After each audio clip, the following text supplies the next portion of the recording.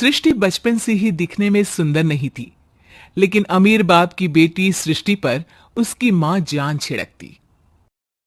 मेरी बेटी कितनी प्यारी है, भगवान सबको सृष्टि जैसी बेटी दे। सृष्टि धीरे धीरे बड़ी होती है। एक दिन सृष्टि की सहेली कहती है, तू दिखने में कितनी अजीब सी है, लेकिन मैं जानती हूँ हम सब में सबसे अच्छी शादी तो तेरी ही होगी। तेरे पापा अमीर जो है। और बता नहीं सकते यार, दहेज तो हर कोई देता है, ये क्या ज्यादा ले जाएगी अपने पति के लिए? अरे बड़े शहर में कोठी है इसके पापा की। अरे पापा की है ना, कौन सी इसकी है? इसकी होती तब तो कोई भी लड़का इससे शादी कर लेता। अरे पापा की मतलब पापा की है तो मेरी ही है ना? किसने कहा? अब तेरी तो तब होगी ना जब तेरा भाई ना हो। वैसे भी शादी के बाद सारी प्रॉपर्टी भाई के नाम होती है। सृष्टि समझ जाती है कि उसे किसी भी हालत में माँ बाप की सारी प्रॉपर्टी को अपने नाम करना है, लेकिन कैसे? एक दिन सृष्टि का भाई शीनू कहता है, बहन क्या कर रही है? तुझसे एक बात करनी है।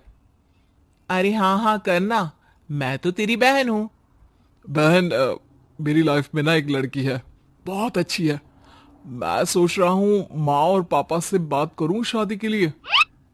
सृष्टि को समझ में आ जाता है कि भाई की शादी होते ही भाभी उसे एक दिन भी घर में बर्दाश्त नहीं करेगी।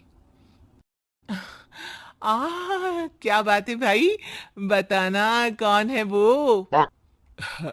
यार वो बहुत अच्छी लड़की है, पढ़ी लिखी है, मेरे साथ जॉब भी करती है। बस एक प्रॉब्लम है। हाँ प्रॉब्लम? क्या प्रॉब्लम है भाई? यार वो शादीशुदा है, लेकिन उसके पति ने उसे सिर्फ इसलिए छोड़ दिया क्योंकि उसके माँ बाप दहेज नहीं दे पाए। सृष्टि ये सुनकर न जाने क्यों खुश हो जाती है। अरे भाई तो क्या हुआ, लड़की तुझे तो पसंद है ना? शीनू को लगता है कि बहन उसे समझ रही है। वो इस बात से अनजान होता है कि उसकी बहन की मंशा पूरा घर हड़पने की है। सृष्टि अपनी माँ से कहती है, मम्मी मुझे तो बहुत चिंता है, पता है शीनू क्या कर रहा है? अरे क्या कर रहा है, वो तो काम पर जाता है और वापस घर आता है। नहीं ना माँ, वो यही तो नहीं कर रहा, बाकी सब कर रहा है। आपको पता है उससे प्यार है, और वो भी एक शादीशुदा लड़की से। हैं? ये क्या हो गया? मैं सोसाइटी में क्या मुंह दिखाऊंगी? अरे तेरे पापा तो यही कहेंगे कि मैंने ही उसे बिगाड़ दिया है। माँ देखो, मेरी बात मानो, पापा पर भी विश्वास करने की जरूरत नहीं है। अब आप ही बताओ, पापा इतनी देर घर के बाहर रहते हैं क्यों, बोलो? अरे बेटा वो तो नौकरी करते हैं ना। तू बहुत भोली है माँ, पापा का ऑफिस तो 7 बजे खत्म हो जाता है, लेकिन देखो कितनी देर से आते हैं।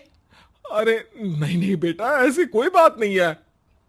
सृष्टि माँ को एक औरत से बात करते पिता की फोटो दिखाती है।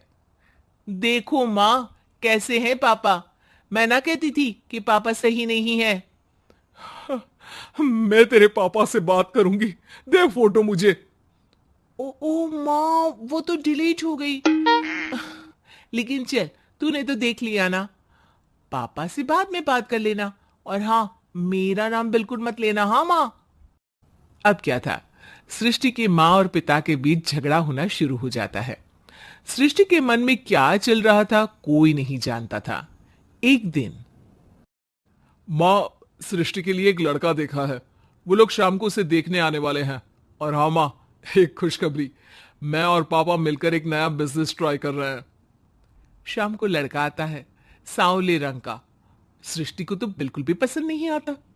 लड़की की माँ कहती है, लड़की का चेहरा तो कोई खास नहीं, लेकिन अगर मेरे बेटे को आप लोग सेटल कर दें तो मैं उसकी शादी आपकी बेटी से करवा दूं।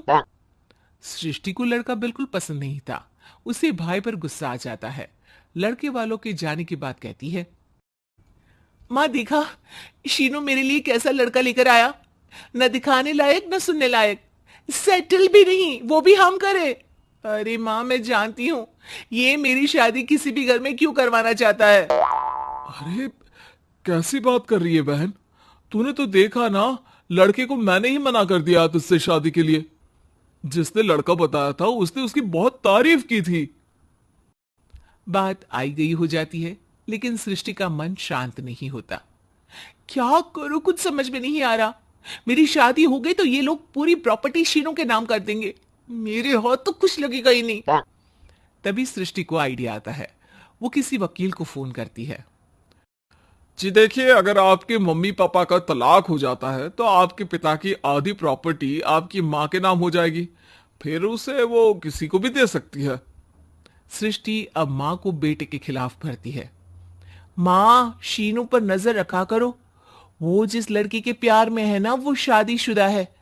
यहां आएगी, सारा पैसा रुपया जमीन जायदाद सब हड़प लेगी। पापा का भी हाल तुमसे छुपा नहीं है। ऐसा ना हो कि मैं और आप एक दिन सड़क पर भीख मांगे।